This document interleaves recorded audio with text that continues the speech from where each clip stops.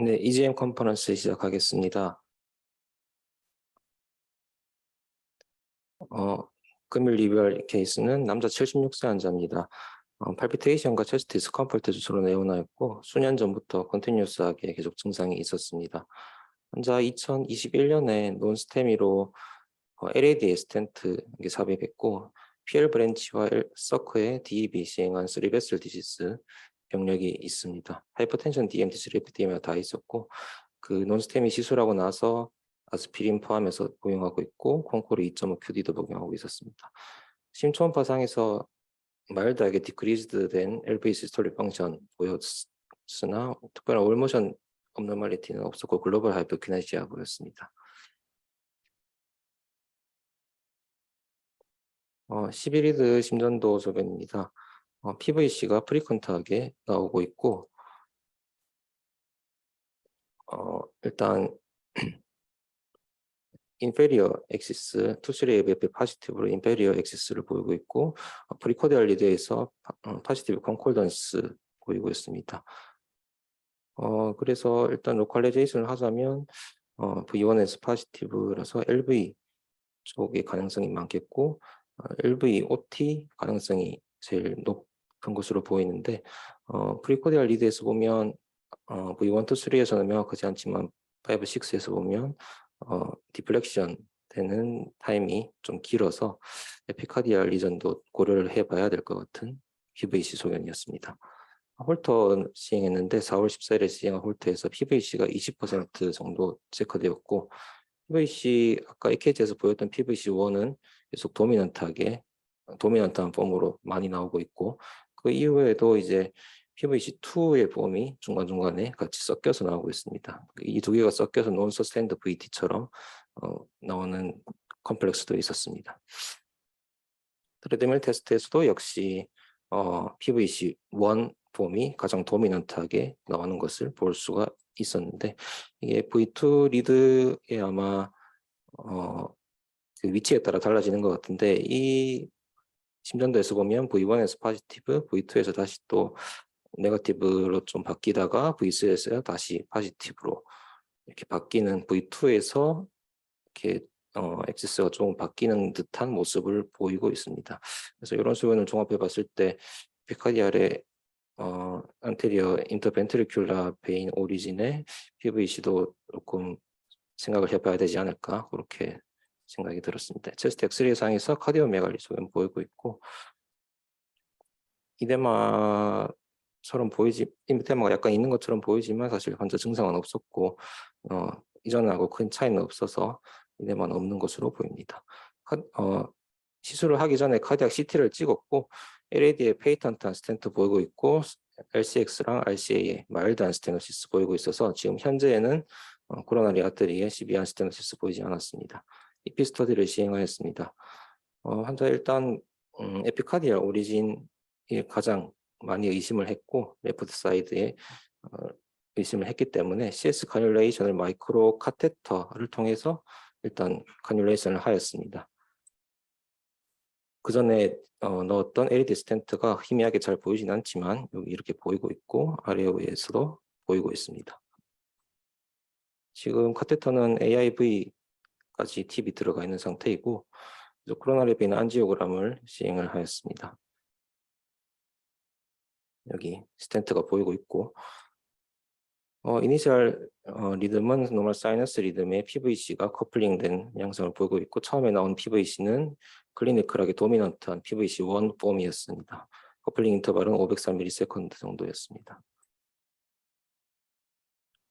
앞서 넣었던 CS 카테터를 봤을 때 PVC가 나올 때 CS1, 2가 39ms 정도 서피스 익시지보다 얼리스트 액티베이션을 보였습니다.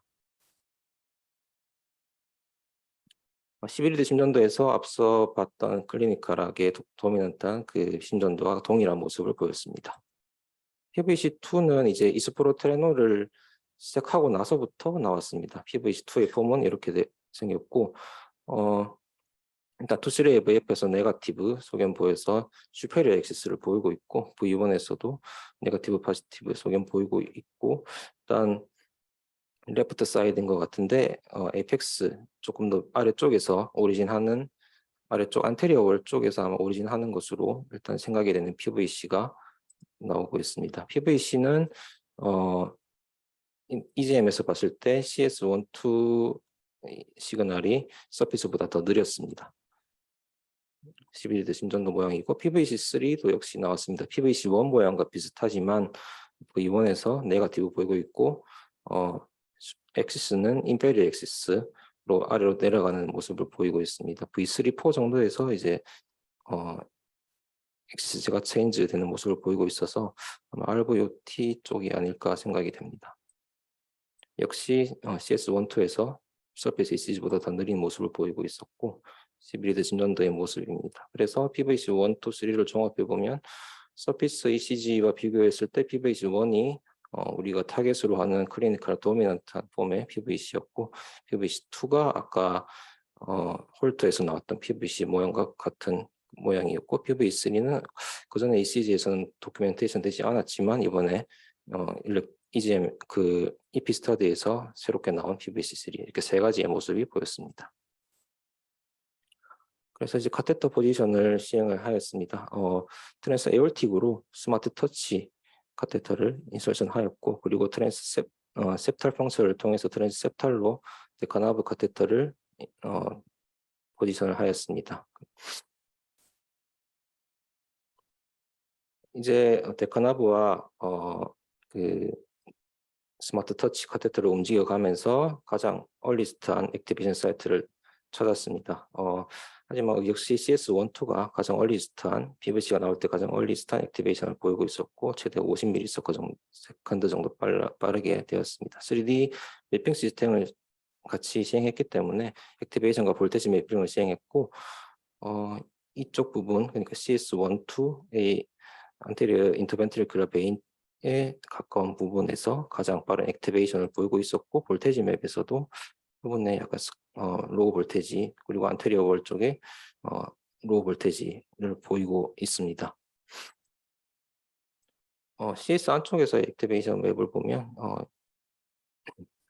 이 CS2 부분에서 가장 빠른 액티베이션을 보이고 있었습니다. 그래서 프로파게이션 맵을 이제 보면 이제 포컬하게 이 부분에서 CS2, 1, 2 부분에서 퍼져나가는 듯한 모습으로 프로파게이션 맵이 체크가 되었습니다.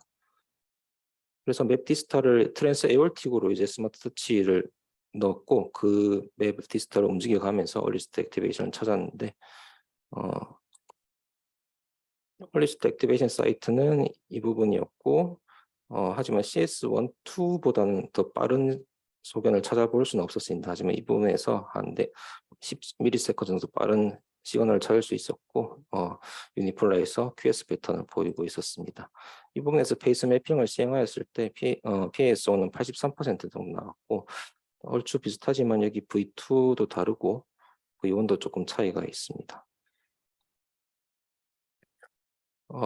여기 보면 이제 어블레이션 디지털, 맵 디지털에서 약간 이런 시그널이 보이는데 이 부분에서 그 서피스 ECG보다 47ms 정도 빠른 액티베이션 소견을 보였습니다. 위치는 이 부분이었고 이 부분은 이제 CS 카테터와 가장 엔도카디움에서 가장 가까운 부위였습니다.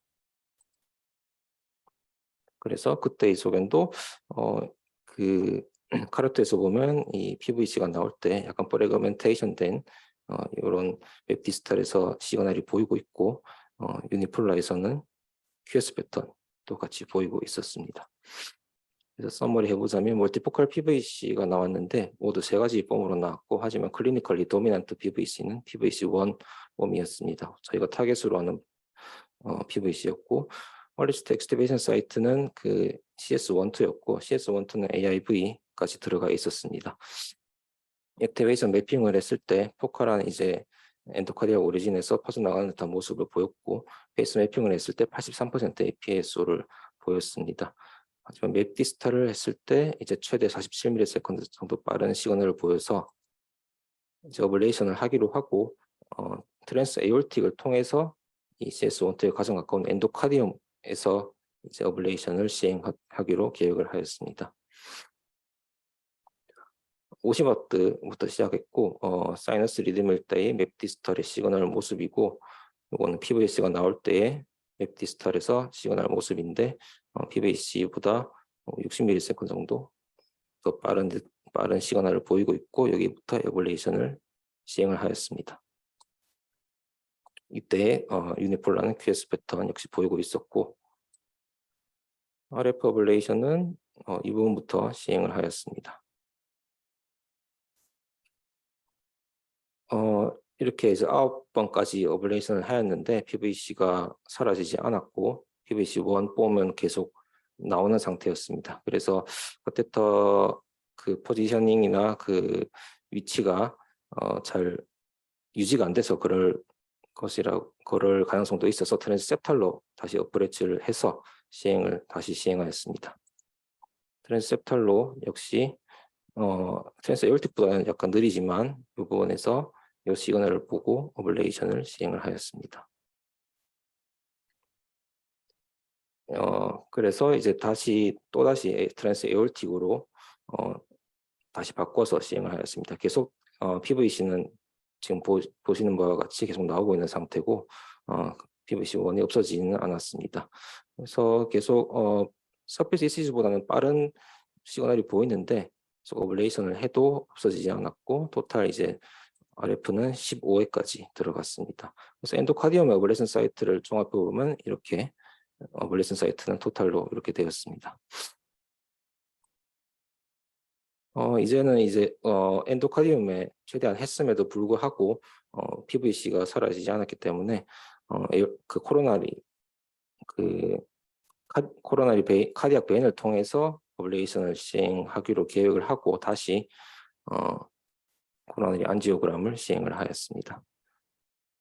처음부터 시도를 하지 않은 것은 여기 스텐트도 있고 에피카디알 부분에 약간 위험성이 있어서 조금 엔도카디움 부분부터 먼저 없어질까 시행을 해보았는데 그렇지 않아서 에피카디알 부분으로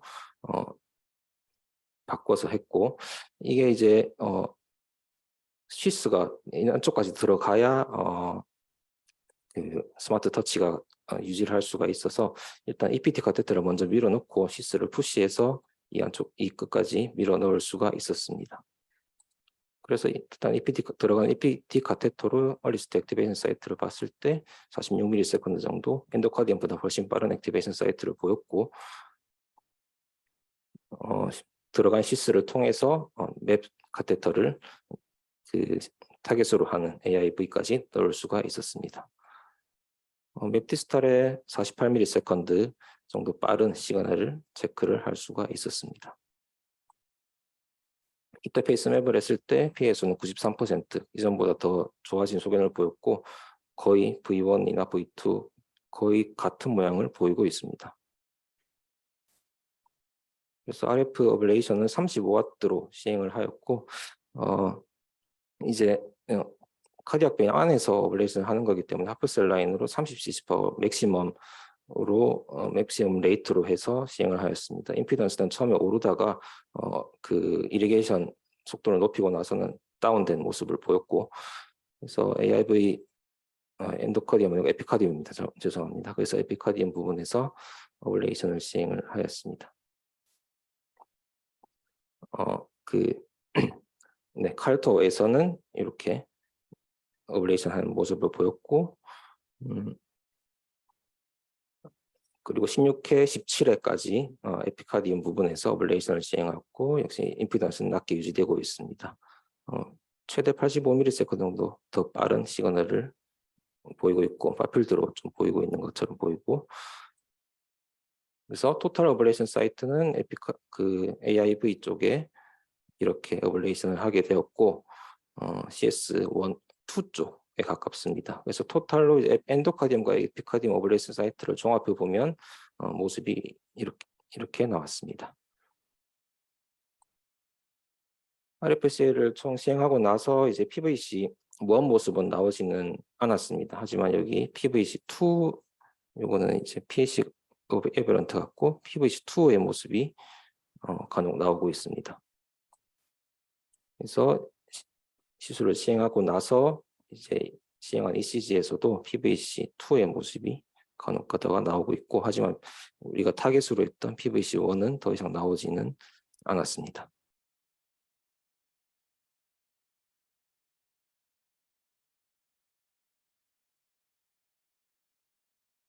그래서